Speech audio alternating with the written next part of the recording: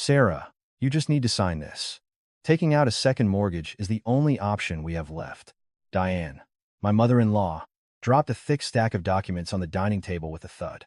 The sound was so jarring that I froze mid-step, a steaming bowl of stew in my hands. My eyes darted to the ominous pile of paper, a tremor running through me. Mom, what is all this? A second mortgage? What are you talking about? Diane casually popped a few roasted almonds into her mouth, chewing thoughtfully before answering. Her tone was as light as if she were discussing the evening's weather. Can't you tell? The business has hit a wall. The bank won't extend us another line of credit. Her eyes flickered toward me. But if we use your parents' house as collateral, the loan goes through immediately. The interest rate is a little high, but we need to put out this fire, don't we? The spoon I was holding clattered against the bowl as I set it down. My heart began to pound against my ribs, a frantic, trapped drumbeat. My parents' house? Mom. My dad spent his entire life working construction, pouring his sweat and blood into that place. My parents are living there right now. And you want to use it as collateral?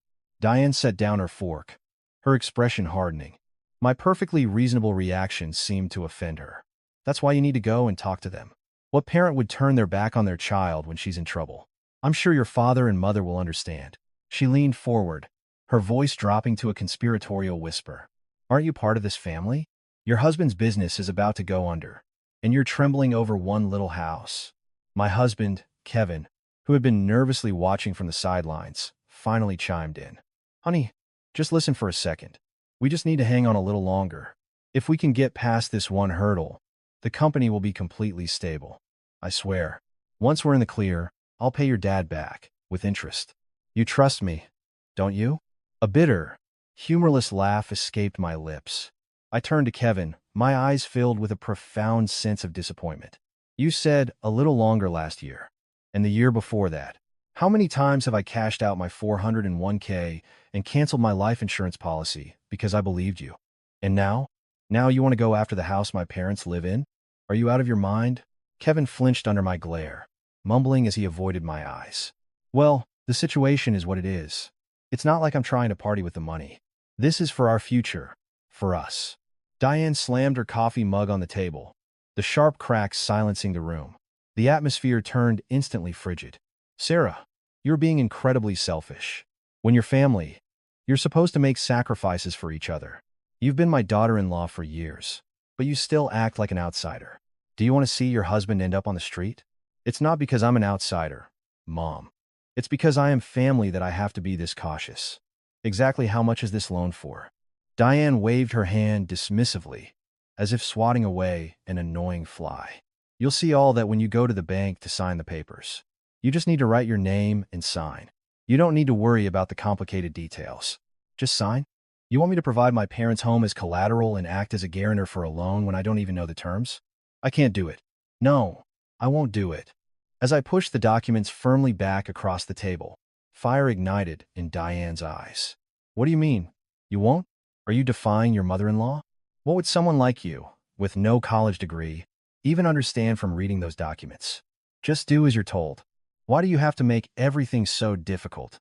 If I don't understand, then that's all the more reason I need to read it. My entire future is on the line here. My parents' retirement is on the line. With a trembling hand, I picked up the stack of papers and began to flip through them, one page at a time. The pages were dense with legal jargon, but I forced my eyes open, devouring every single word as if my life depended on it. Diane clicked her tongue in irritation, disgusted by my defiance. Kevin, are you just going to stand there? You can't even persuade your own wife? Honestly, living with someone like her is a nightmare.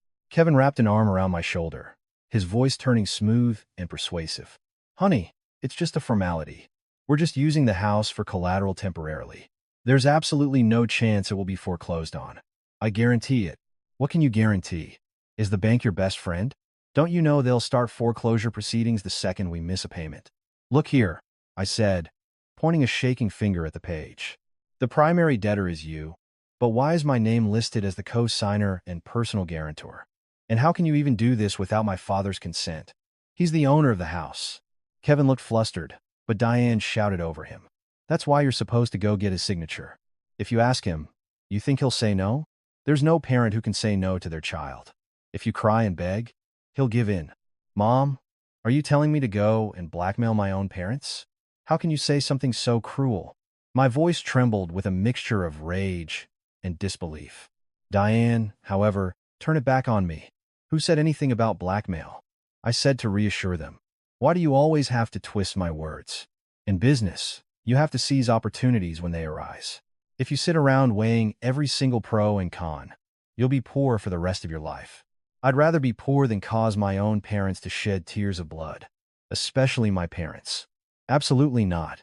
As I tried to stand up, Diane grabbed my wrist, her grip surprisingly strong for a woman her age. Where do you think you're going? We're not finished.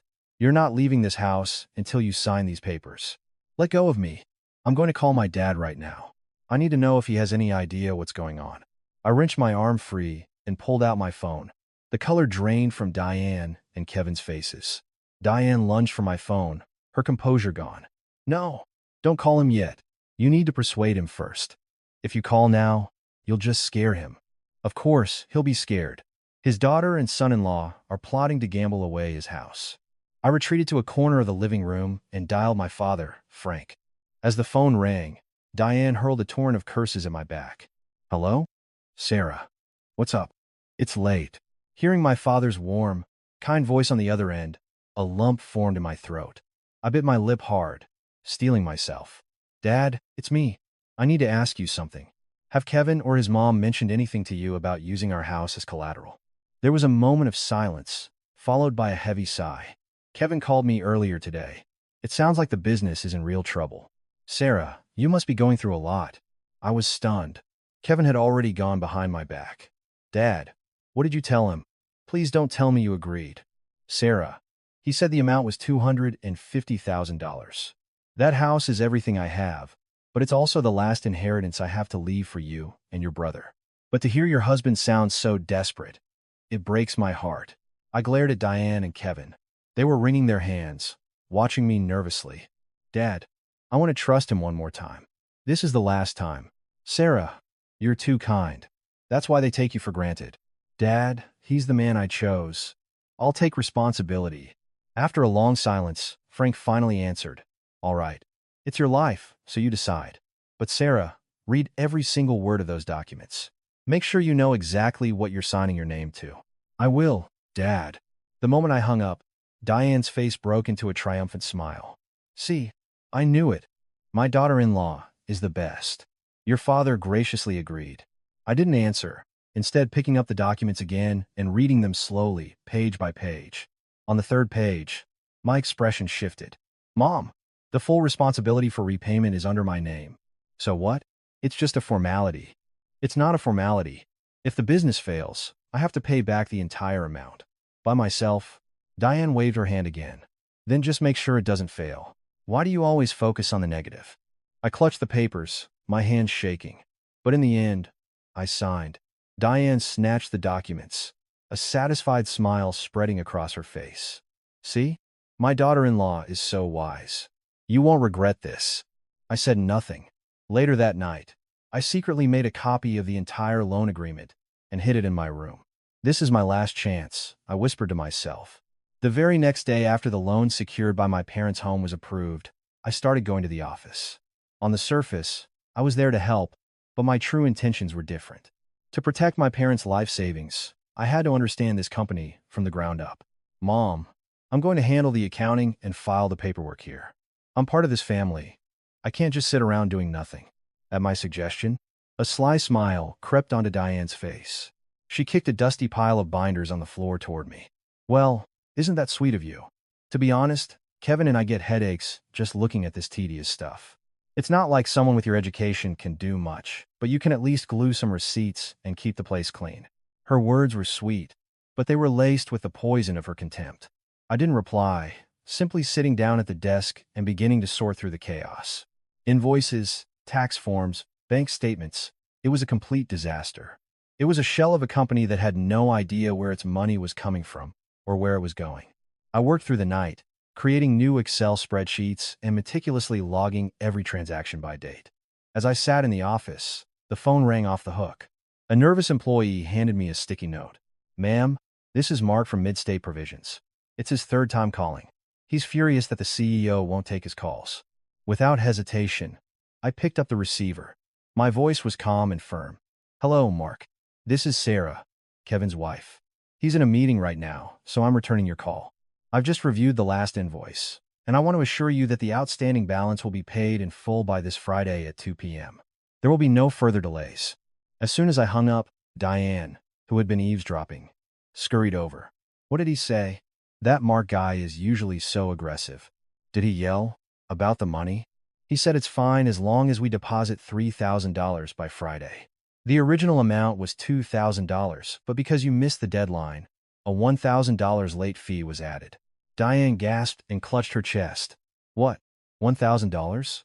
What a waste. How can they charge that much for being a few days late? Those crooks. It's our fault for being late. The due date was the 20th of last month. Today is the 30th. It's been 10 days. Of course there's a fee." As I laid out the facts, Diane scowled, embarrassed, and started blaming someone else. "Ugh, this financial management is a mess. It's all Kevin's fault. He's never in the office, so of course things fall apart." I ignored her and called Mark back, my voice laced with sincerity. "Mark, the truth is, we're in the middle of restructuring our internal systems, and there was a bit of an oversight. I'm so sorry. Would it be possible to waive the late fee just this once? I'll be managing the accounts personally from now on, so I promise this will never happen again. We can also adjust our order volume for next month to make it up to you." There was a pause on the other end, and then Mark's rigid tone softened. "Since you put it that way, ma'am. All right, just this once. Deposit the $2,000. And from now on, I'd prefer to deal with you directly." When I hung up, Diane's eyes were wide. "You really got him to waive it? That shark actually agreed not to take the money?" "Yes. I saved us $1,000. From now on, we just need to pay on time."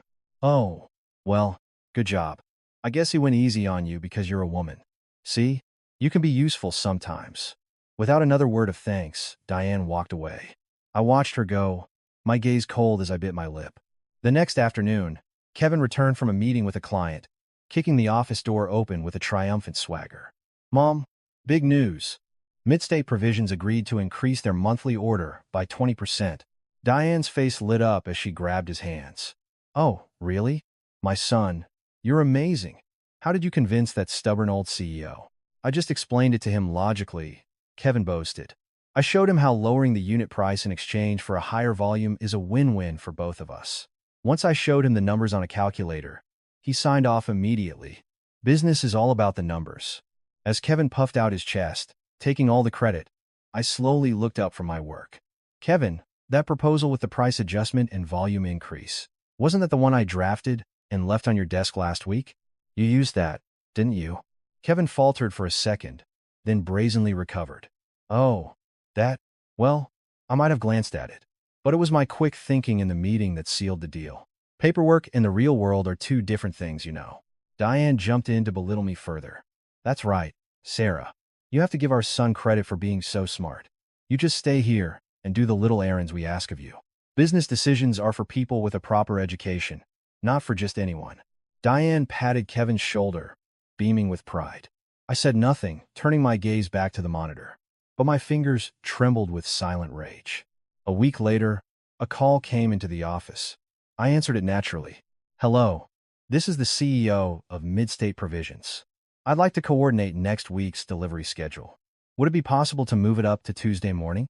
"Hello, sir. One moment. Let me check our shared calendar." I quickly scanned the schedule on my screen. Tuesday morning is already booked with another client's loading schedule, so it would be quite chaotic here. "How about Wednesday at 1 p.m.? If you come then, we can process your delivery immediately."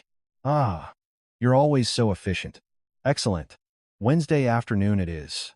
The second I hung up, Diane stormed over, shouting, "Who was that? Were you just on the phone with the CEO?" "Yes, the CEO of Midstate. We've confirmed the delivery schedule." "Are you crazy? You're supposed to transfer important calls like that to Kevin, the president. What gives you the right to make decisions?" "Kevin is out playing golf and isn't answering his phone. And I was just confirming the schedule that I organized.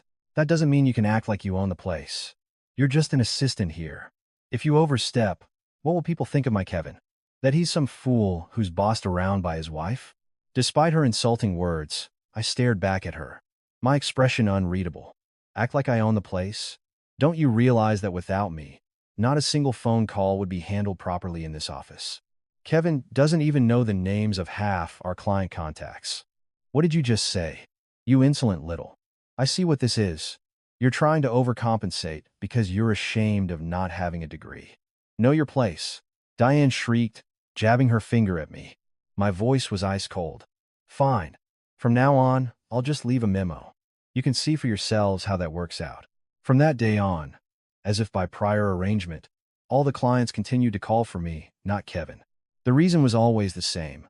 Things just don't get done unless we talk to Sarah. But outwardly, I followed Diane's orders, giving all the credit to Kevin and deliberately hiding my own contributions. That night, alone in the dark, I opened a notebook.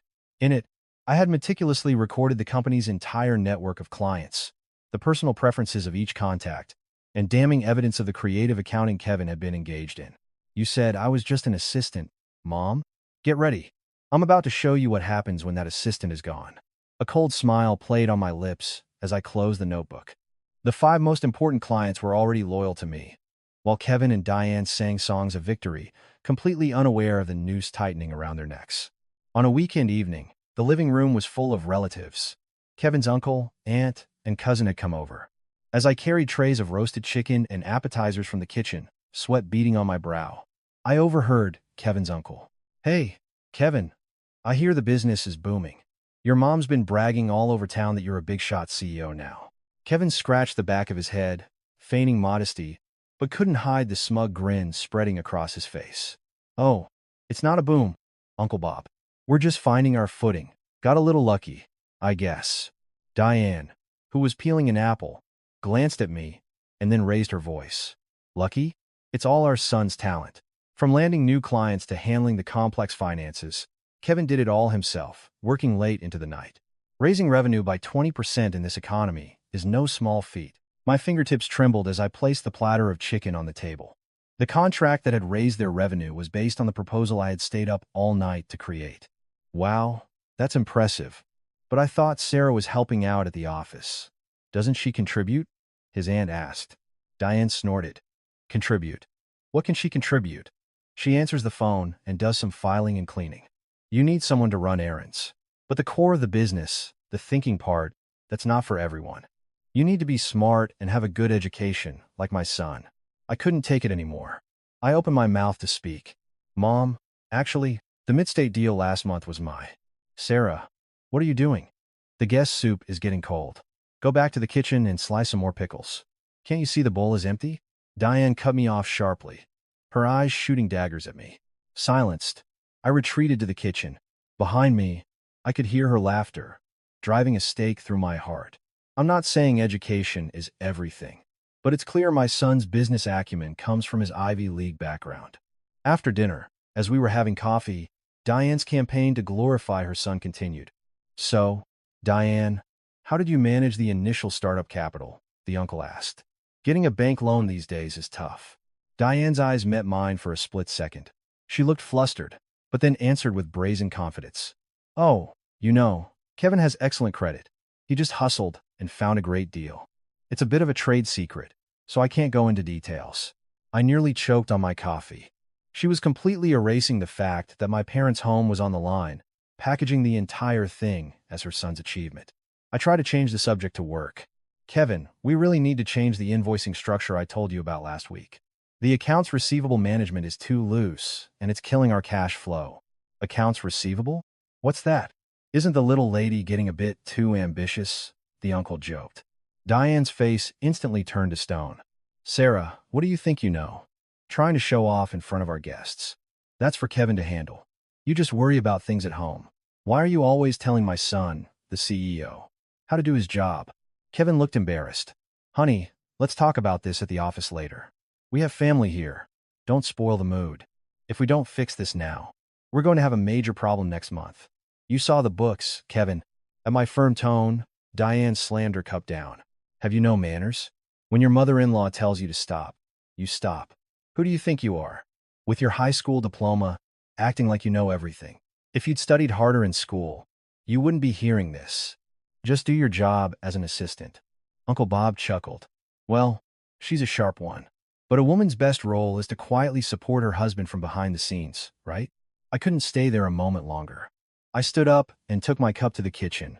As the water gushed from the faucet, my tears flowed silently along with it. In the living room, the chorus of my son is the best continued, while my sacrifices, the very foundation of their success, had vanished like dust. Later that night, Kevin nudged me in bed. You know, you were really disappointing today. Why do you always have to show off in front of Mom? My uncle was there. You made me look bad. I shot up in bed and stared at him. Your image? What about my image? What about the fact that you're taking credit for the work I did all night? And why do you conveniently forget that we used my parents' home to get that money? Am I your assistant? Am I a machine you're using to make your business successful? Oh, come on. Why are you like this? Mom was in a good mood and exaggerated a little. You're so dramatic. Just let it go. Kevin rolled over, turning his back to me. Staring at the ceiling in the darkness, I made a vow. If you won't acknowledge my contributions, then you alone will have to bear the full responsibility for your mistakes. The next day, Diane started to openly freeze me out. Sarah, don't come to the office today. Just stay home and do the laundry. Kevin and I are going to the meeting with the CEO of Midstate. Mom, without the financial data I prepared, you won't be able to have a productive conversation. Don't you worry your pretty little head. My son went to college. You think he can't read a few numbers? The company runs just fine without you. So stop dreaming and do your chores. Diane shut the door firmly behind her. Alone in the empty house, a cold smile formed on my face. Exactly 1 month later, just as I had predicted, an accounting crisis erupted. An $8,000 discrepancy was found in the accounts receivable, and a major client was refusing to accept any more shipments. A frantic call came from Kevin. Sarah, it's a disaster. Midstate is saying they were never credited for their last payment. Where are last month's financial records? None of the books match up. I slowly and calmly packed my bag. Your mother told me the company runs just fine without me. The CEO was going to handle it himself, remember? You're on your own. Please, Sarah. The CEO is here in the office, screaming his head off. Please, just get over here. Fast. I hung up the phone and looked at my reflection in the mirror. It's just the beginning, Mom, I whispered coldly. I'm about to show you just how quickly your precious son's company, built on a foundation of sand, collapses without the assistant you despised. I didn't rush. I walked toward the office with a slow, deliberate grace. A week had passed since I had stayed up all night, fixing the accounting disaster. I sat at my desk, my eyes bleary, cross-referencing the tangled mess of outstanding client invoices. Just then, Diane sauntered in with a cup of coffee and pulled up a chair next to me. Sarah, we need to talk. Stop what you're doing and look at me. Without taking my hand off the mouse, I asked flatly, what about? I still have a mountain of work to get through. About your parents' house. That whole mortgage thing. It's basically a done deal now, so you can relax. My hand froze on the mouse. Diane, oblivious, took a sip of her hot coffee and continued. The interest payments will go out every month, and the business is on the right track, so there's nothing to worry about. I appreciate all the hard work you did to make it happen. It wasn't just hard work, Mom. My parents' home, the most valuable thing they own, is currently propping up this company's mountain of debt. How can I possibly relax? As I slowly lifted my head, Diane waved her hand in annoyance. Look, that's all in the past. The loan was approved. The money came in. It's over. You got what you needed. So why are you still acting like a victim? I couldn't believe my ears. A cold fury surged from my toes to the top of my head. Got what I needed? What exactly is it that I've received? Oh, come on. Thanks to your parents' house, your husband's business is thriving.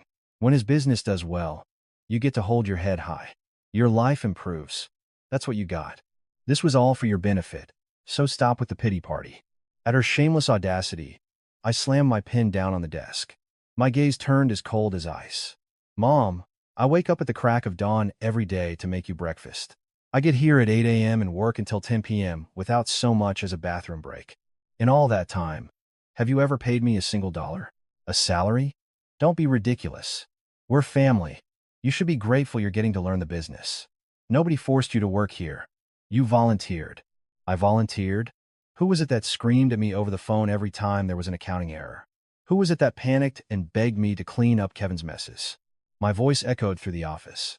Diane looked momentarily flustered, Then her face contorted in anger as she spat out her venom. That was because it was an emergency.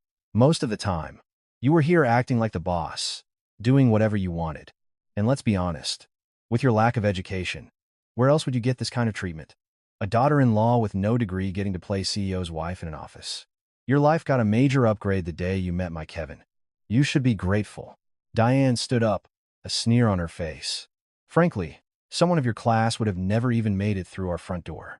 I only let you in because of your parents' house. So know your place, shut your mouth, and get back to work. As she strutted out of the office, I trembled with rage, my fists clenched, my heart pounded, and the world seemed to go dark. I took a slow, deep breath and stood up. I opened my desk drawer and began to erase every trace of myself. My personal notebook, my pens, my business card holder, and the external hard drive with all my meticulously organized files. I put them all in my bag. Just then, Kevin walked in, swinging a golf club. "Oh, hey, honey. Leaving already? I'm starving. What's for dinner?" "I'm packing my things. I won't be coming back," I answered, my voice as flat and emotionless as a robot's. Kevin looked stunned and grabbed my bag. "What? What's going on? Did you and Mom fight again? Seriously, you two need to figure it out. Do you know how stressful this is for me? Go ask your mother. She told me I've already gotten everything I'm going to get, so there's nothing left for me to give." I yanked my hand away and stormed out of the office. Kevin scrambled after me, grabbing my arm. "Sarah, wait. You have to tell me what's going on. Don't touch me. From now on, you and your mother can handle this with your so-called abilities. The personal guarantee in my name. The collateral documents on my parents' house. I'll be taking legal action to sort that out soon, so be prepared." I walked into the house. Diane was lying on the sofa, watching TV. She glanced at me and sneered. "Well, look who it is. Packing your bags? Running home to tattle to your mommy and daddy?" Instead of answering, I slowly pulled the 3-carat diamond wedding ring from my finger and tossed it onto the coffee table with a sharp click. "Here, you can have this back. Go find a new daughter-in-law who meets your high standards. I'm liberating myself from this prison." Kevin rushed in, screaming. "Sarah, are you crazy? What are you doing? Put that ring back on right now. Stay away from me. The sight of you makes me sick." "And Mom," I said, turning to her, "the moment I walk out that door, none of this company's clients are going to budge. You'll soon find out just how I manage things." Diane laughed, clutching her stomach. "You? What are you going to do? You think those CEOs did business with you because of your high school diploma? They did business with my son. Get out. Get out right now. And don't even think about crawling back, because you'll never be welcome here again." I didn't even bother to reply. I opened the door and left. Kevin followed me to the car, pounding on the window, but I didn't even flinch as I started the engine. Just before I drove off, I sent Kevin one last text message. "All client contact information and unofficial ledger data are stored on my personal cloud drive. The office computer has been reset to factory settings, just so you know. Good luck, CEO." After confirming the message was sent, I turned off my phone completely. As the house receded in my rearview mirror, I took a deep breath, filled with a sense of freedom I had never felt before. That night, Kevin's office descended into chaos. "Mom, what is this? All the files are gone. Where is the contact info from Midstate? What are you talking about? You said everything was saved on the computer. You're the CEO. How can you not know?" Sarah managed all of it. "The passwords are all changed, and the folders are empty. We have a shipment coming in tomorrow morning, and I don't even have the contact's number." Kevin hammered at the keyboard like a madman, but the screen only flashed the same message: "File not found." The color drained from Diane's face, her lips trembling. That little witch. How dare she? The next morning, the office phone remained silent. The usual flood of orders and accounting inquiries never came. The two of them had no idea that I had discreetly sent a notice to all the key clients, informing them of a temporary operational halt and a pending change in management. Alone in the empty office, they could only scream at each other, oblivious to the fact that their hell was just beginning. It was the morning of the third day after I had left. My phone, which had been silent, began to vibrate violently. It was Kevin. "Are you kidding me? Mark from Midstate just called my personal cell. He said you're not answering. Send me his direct number. Now. It's urgent." I didn't answer the call. Instead, I sent a cold, concise text. All business-related materials are on the company computer. You can find it there. It's not there. I checked every folder, and they're all empty. You deleted everything, didn't you? Deleted? I simply organized everything before I left. If you can't find it, that's a reflection of your own competence. If it's that urgent, try looking through the Rolodex. I sent the reply and placed my phone face down. My father, Frank, who had been watching from across the living room, asked grimly, "That son-in-law of yours again?" "Yes, Dad. He's begging for files." I didn't answer. Good. They never appreciated you. So let them learn the hard way what it's like to run that company without you. Let's see if they can even last a month. Frank nodded and went back to his newspaper. But their meltdown was just getting started. At 2 p.m., my mother-in-law, Diane, started calling. I stared at her name on the screen before pressing the decline button. At 5 p.m., it was Kevin. At 6 p.m., Diane again. They took turns blowing up my phone. Finally, a sharp text from Diane arrived. "Sarah, are you seriously ignoring your mother-in-law's calls? Stop playing games and answer the phone. Do you want to see this company go bankrupt?" I read the message and immediately deleted it.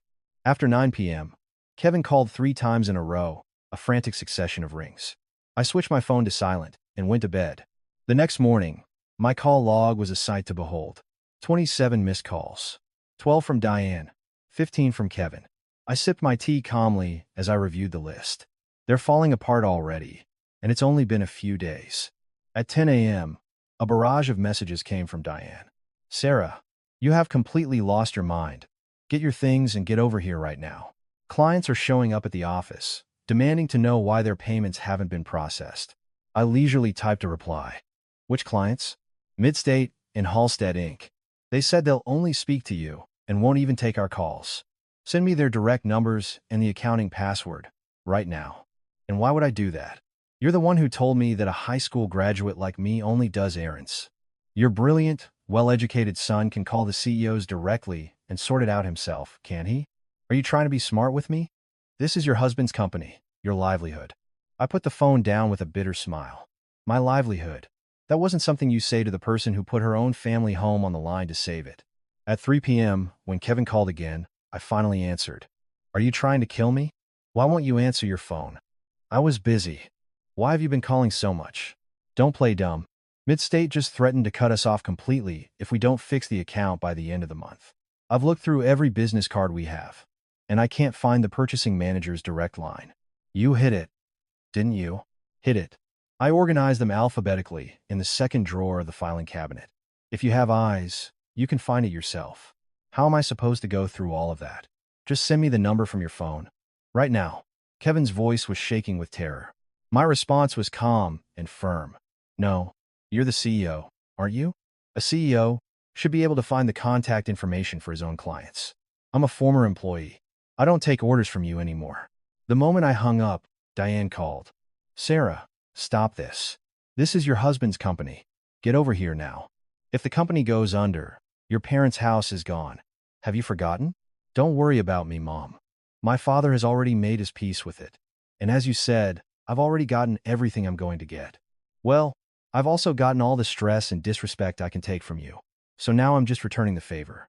You wicked little witch. How dare you talk back to me? Get over here and fix these books, or I swear you'll regret it for the rest of your life. And if I don't, what will you do? Kick me out? You already did that. I have nothing left to fear. The two of you can handle it." I hung up without a second thought. 3 days later, the missed call count had surpassed 70. 38 from Diane, 32 from Kevin. I checked my phone while sitting on the porch, looking up at the clear blue sky. "The calls keep coming, huh?" Frank said, patting my shoulder. "Over 20 a day, Dad." At first they were angry. Now they're just begging. They got used to walking on the smooth path you paved for them. Now that they've been thrown into the wilderness, they're lost. They're finally realizing just how incompetent they are without you. That evening, a pleading text came from Kevin. "Sarah, please. I feel like I'm going to die. If I don't get the accounts sorted by this Friday, our clients are going to sue. Mom is on the verge of a collapse. Can't you just help me this one time?"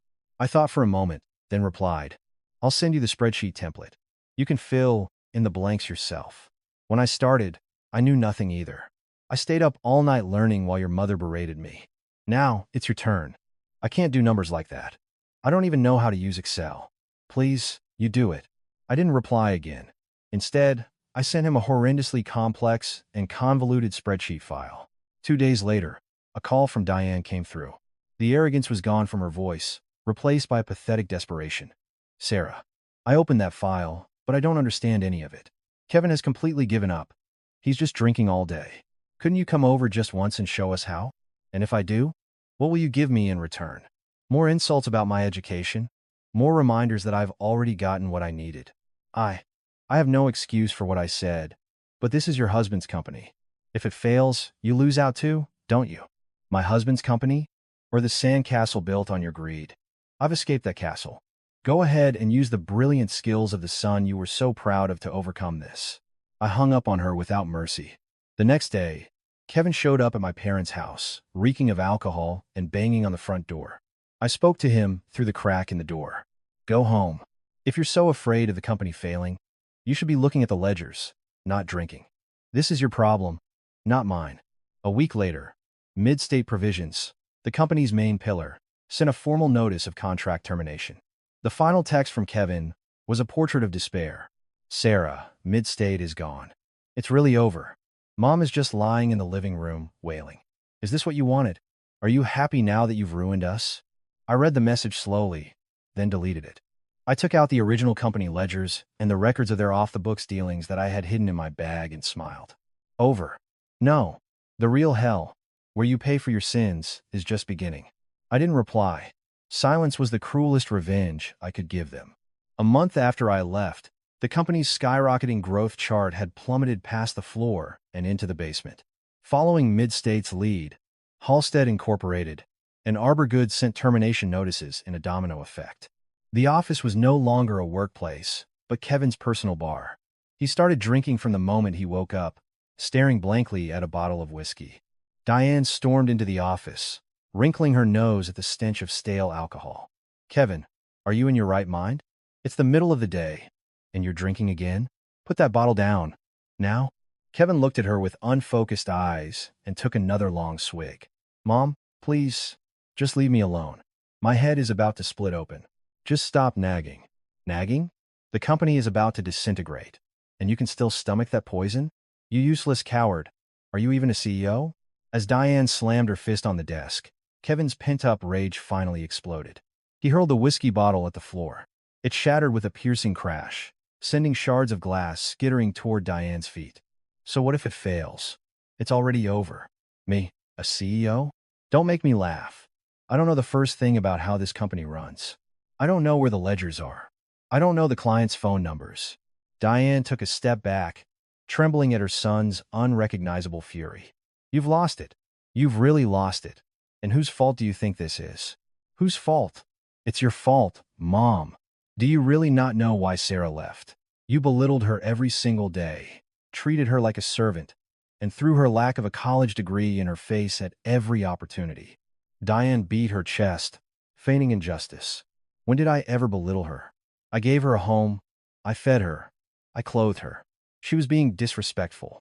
So I, as her mother-in-law, disciplined her a little. What's so wrong with that? Discipline? Is that what you call it? You said she was only good for running errands because she was quick with her hands. Mom, that high school-educated daughter-in-law was the heart and brain of this company. While I was out playing golf, Sarah was the one shedding blood, sweat, and tears to keep this place afloat. No, you ran this company. Sarah was just an assistant who ran errands. What did she ever do? At Diane's endless self-justification, Kevin burst into a manic laugh. Fine. Believe that until the very end. That's why your brilliant son is currently drowning in booze. Sarah is never coming back. Aren't you scared that she might have recorded all the poison you spewed at her? Diane was speechless, her lips trembling as she backed out of the office. But instead of remorse, she muttered under her breath. Of course, he'd take his wife's side. A week later, the situation worsened. The bank started calling, demanding payment for the overdue interest on the loan. Kevin, the bank called. We're 2 months behind on the interest payments. They said they'll start foreclosure proceedings if we don't pay immediately. Give me some money. Diane kicked at the door of Kevin's room, where he lay buried under the covers. I don't have any money. You figure it out, Mom. You took out loans in your name, too. The loans in my name were for your business. Why should I be responsible? You're the CEO. I'm not the CEO anymore. I'm filing for bankruptcy. Do whatever you want. Kevin screamed from under the blankets. Diane collapsed onto the living room sofa, tearing at her hair. The thought, if only Sarah were here, she would have known how to handle this, flashed through her mind, but she would never say it out loud. Instead, she blamed everyone but herself. This is all her fault. She brought bad luck into this house. A few days later, Kevin, reeking of alcohol, stumbled into Diane's room, his eyes sunken. Mom, give me some money. I don't have anything for living expenses. My credit cards are maxed out. Where am I supposed to get money? I'm barely keeping my head above water, trying to fix this mess. You have to give it to me. You're the one who ruined my life by chasing Sarah away. You owe me. You said she got what she needed, remember? You're the one who made me use her parents' house as collateral. Take responsibility. As Kevin lunged toward her, Diane screamed in fear. It was the truth. Your business started because of their house. Was I wrong? Kevin laughed, a hollow, broken sound, and threw a crumpled document at her face. Look at this. This is the reality of that collateral you were talking about. Primary debtor and guarantor, Sarah. Primary borrower, Sarah. My name is barely on here as a co-signer. If the business fails, the entire $250,000 debt falls squarely on Sarah's shoulders. That's how it was designed. Diane's hands shook as she read the document. Every word was a dagger. Why? Why is it like this? You're the CEO. Why is her name on everything? Because the bank wouldn't lend me a dime based on my credit. Sarah had to put her name on the line to get the loan. And you had no idea, and you sneered at her, telling her she got everything she needed. The only thing Sarah got was the $250,000 pile of crap your son created. Diane sank to the floor, clutching the papers. For a moment she looked stunned, but then her expression shifted. She tore the documents to shreds. Then she should pay it back. As a daughter-in-law, doesn't she have any sense of responsibility? She borrowed it in her name, so she should work to pay it off. Why is she trying to crush my son's spirit? You're incredible. To the very end. You're never wrong, are you? Kevin clutched his mouth as if he were about to be sick and left the room. Enjoy your precious pride by yourself for the rest of your life, he yelled as the door slammed shut. That night, I was in my parents' living room, meticulously planning my legal strategy for the loan repayment and my divorce. My father brought me a glass of warm milk and sat beside me. Are they still calling Sarah? Dozens of times today from both of them. But I'm blocking their numbers now. There's no point in talking to people like that. I continued to click the mouse, my face grimly determined. Are the divorce papers ready? Yes, Dad. I'm handling the issue with the house and the motion to refuse assumption of debt all at once. The evidence I collected while I was working there is ironclad. They won't be able to escape it. My eyes shone with a sharp, focused light. Having escaped the prison of my marriage, I was no longer afraid. As if hearing the distant screams from their collapsing world, I smiled coldly and hit the enter key on my final document. Now, it's time for you to pay back every single penny of your greed. I sat on the sofa in the quiet, sterile environment of my lawyer's office. On the marble coffee table lay the loan documents that had once shackled me, alongside a cleanly printed divorce settlement. Miss Miller, the lawyer began after reviewing the papers. Looking at this loan structure again, it's clear that you are the sole provider of the collateral and the primary debtor. Legally, you're the one left holding the bag. I know, I said, my voice devoid of emotion. They were very careful to put everything in my name. That's why I'm the one who's going to end this. The lawyer looked at me with pity. Does your husband have absolutely no assets in his name? The business is registered under my mother-in-law, Diane's, name. The only thing in Kevin's name is a used car. If I sue for a division of assets, the only thing I'll get is more debt. In that case, suing for assets is essentially meaningless. It would be a waste of time and money. That's fine. I'm not asking for a single penny. Instead, the settlement will explicitly state that neither my husband nor his mother has any responsibility for this loan. The debt will be mine and mine alone. My voice was as sharp and unyielding as a blade. The lawyer looked utterly perplexed. I'm sorry. What did you say? You're going to take on a $250,000 debt by yourself and not receive any assets? That is a clear financial loss. It's not a loss. All I care about is protecting my parents' house. I don't want a single cent of their filthy money. Just make sure the wording in the settlement is airtight. 2 days later, I met Kevin at a quiet cafe. His face was a wreck, puffy and pale from nights of heavy drinking. Sarah, are you really going to do this? How did we end up like this? Please, just think about it one more time, he begged, his hands trembling as he held his coffee cup. I took a manila envelope from my bag and placed it on the table. This is the divorce settlement. Read it and sign it. Now, a settlement. Sarah, I know Mom was hard on you, and I'm sorry. I'll do better from now on, I promise. This is the life you chose, Kevin.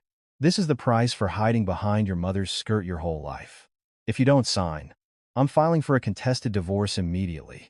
And when I do, I'll submit your company's unofficial ledgers and all the evidence of tax evasion to the court. At my threat, Kevin's face went white as he picked up the papers. As he read, his eyes widened in disbelief. You're waiving all claims to marital assets. Are you crazy? And you're going to repay the entire loan yourself? Yes. Your assets are tainted. I don't want them. The $250,000 loan is in my name, so I'll take responsibility for it. In exchange, I've included a clause stating that you and your mother have no rights or obligations concerning this debt. A good deal for you, isn't it? But how are you going to pay back that much money alone? This is insane. Let's not get divorced. We can pay it back together, he shouted, drawing stares from other customers. I shot back, my voice a cold whisper. Keep your voice down. Do you really want to advertise your incompetence to the whole world? It will be 100 times faster and 1,000 times easier for me to pay this off alone than to be tied to you. Sign it. This is the last of my patience. Overwhelmed, Kevin picked up the pen, his hands shaking uncontrollably. He knew instinctively that letting me go meant the end of his life as he knew it. But one look into my icy eyes, and he signed his name. Fine. I'll sign. But Sarah, don't come crying to me later, when you're struggling. Don't regret this. Regret? This moment, right now, knowing I never have to see your face again, is the happiest moment of my life. Good luck to you, you pathetic man-child. I took the signed papers, put them in my bag, and walked out of the cafe without a backward glance. The next morning, Diane called. I answered calmly. Sarah, are you out of your mind? I heard from Kevin. You made him sign divorce papers? How dare you stand in the way of my son's future? Yes, we're divorced. So we're strangers now. Please don't yell at me. It hurts my ears. Is divorce a joke to you? After I welcomed a low-class woman like you into my family, you repay my kindness with betrayal. You've ruined my son's life and his business. And now you're just running away? I laughed, a dry, humorless sound. You're the one who said I got what I needed. So, I'm just returning all the stress and disrespect I received, in the form of a divorce. Aren't you happy? You evil witch.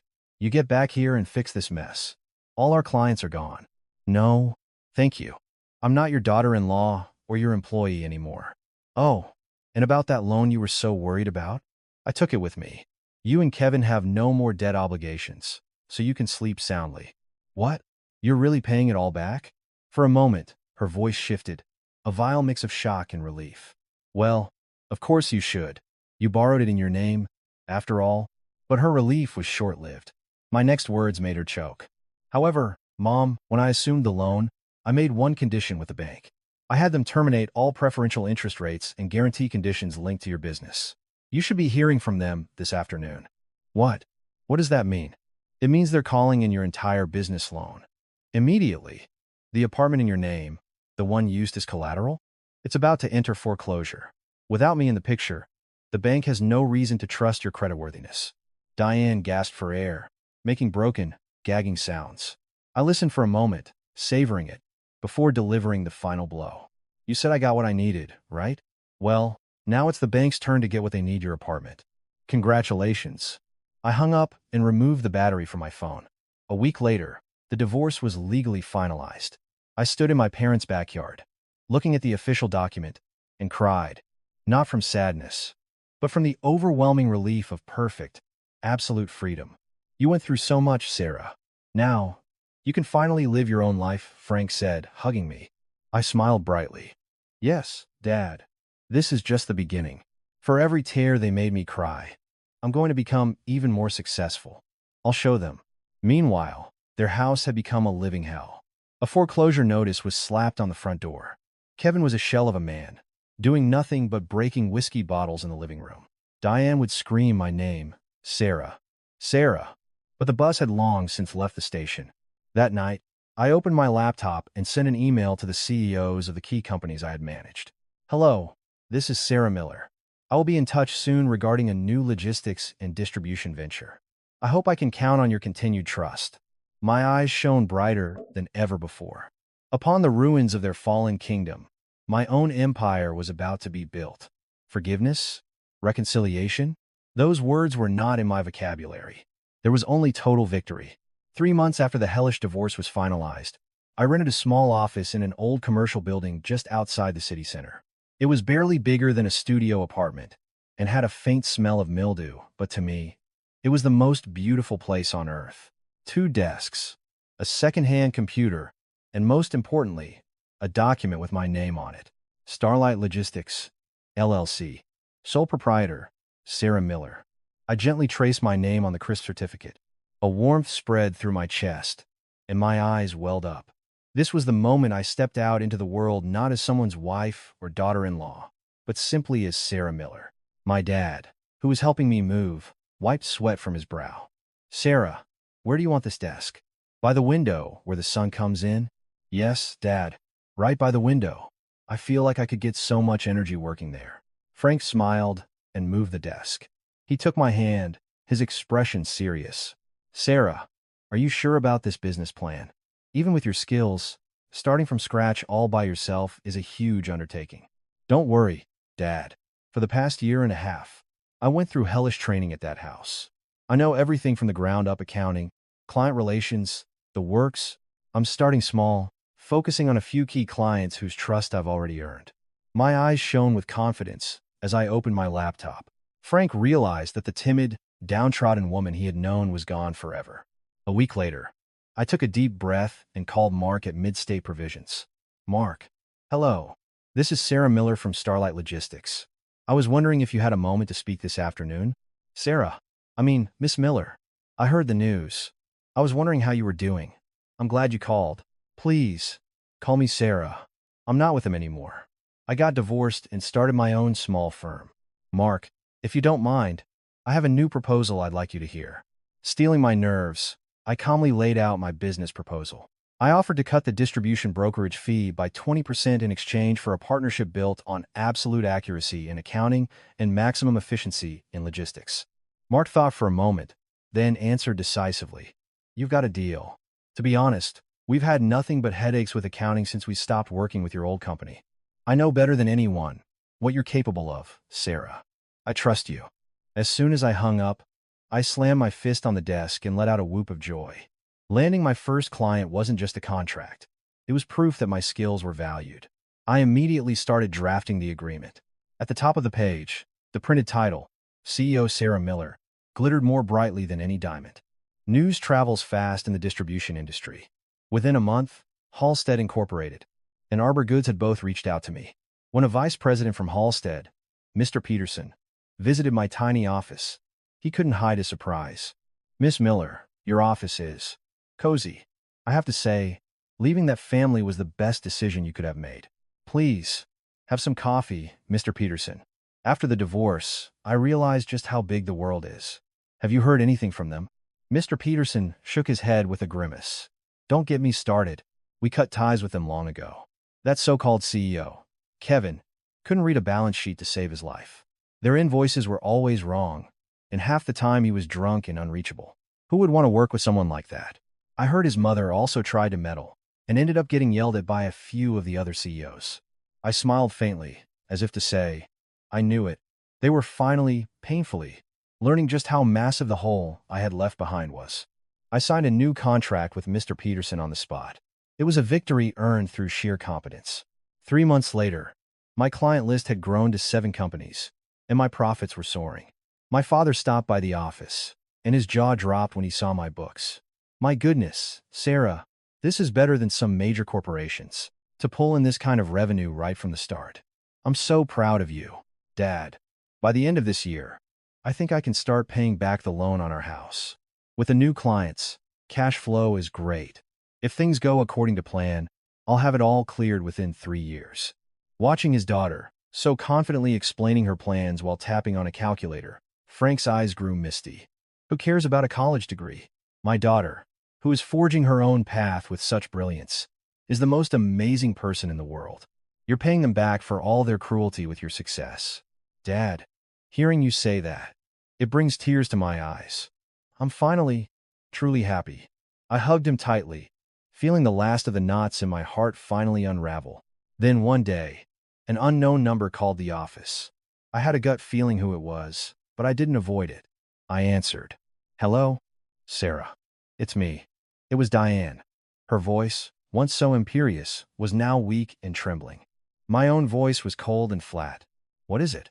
I don't believe we have any business to discuss. Sarah, I'm so sorry. I wasn't in my right mind back then. Kevin is on the verge of being hospitalized for alcoholism, and the apartment has been foreclosed on. We're about to be thrown out onto the street. Couldn't you just say a good word for us to some of your old clients? Please? Please, help us? As she sobbed and begged, I let out a hollow laugh and cut her off. Have you forgotten, Diane? When I left, you told me I had already gotten everything I was going to get. It's all over. I'm even paying off the debt. So why on earth should I help you? Sarah, we were family once. It was our fault. I'll get on my knees if you want. Family? Did you think we were family when you used my parents' home as a bargaining chip and treated me like your personal servant? I'm not part of that family anymore. You are a stranger to me. Don't ever call me again. You're disturbing me. I hung up on her desperate, wailing pleas and blocked her number. Then I looked out the window. The sky was a brilliant, piercing blue. I sat back down at my desk and opened my laptop. The business plan for next month's client expansion filled the screen. The high school-educated daughter-in-law, Sarah, was dead. In her place stood Sarah Miller, a young, successful entrepreneur who had risen on the strength of her own abilities. Now, the real work begins, I thought. This is my life, and I'm going to make it bloom beautifully, without anyone ever getting in my way again. I smiled and clicked the mouse. My new era had just begun. This story is more than just a revenge plot against a toxic family. It is a powerful and brilliant declaration of independence, a testament to one person proving their own worth. We often judge people by labels like their education or background. But Sarah's journey demonstrates that what truly sustains us in the real world is competence and character. The most profound lesson is that the power to protect oneself comes not from the approval of others, but from one's own expertise. When her in-laws took her devotion for granted and gaslighted her over her education, Sarah didn't crumble emotionally. Instead, she quietly mastered the numbers and built the relationships. The fact that their business collapsed like a sandcastle the moment she left is proof that the uneducated daughter-in-law they despised was, in fact, the only pillar holding them up. True revenge is not about destroying your opponent, but about ascending to a place they can never reach. The final image of Sarah, hanging up on her begging mother-in-law and smiling at the clear blue sky, tells us everything.